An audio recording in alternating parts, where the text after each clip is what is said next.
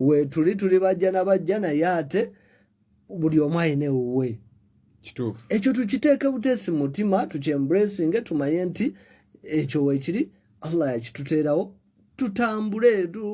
Omusajja tebakuzaala naye, omusajja wamusanga bukulu ng'ameze n'amannya tebakuzaala naye. Lwaki oteekawo embeera etuuka n'okubessa omwettiŋŋane?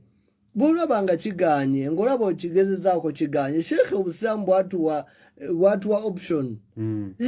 Osaba khulu oba ye omusajja walaba nga kigaanye akole talaka amute. So kati Sheikh abantu bejjemu ako njagadde nkayiseewo okusinziira ku mukyalo oli gwe tubaddeko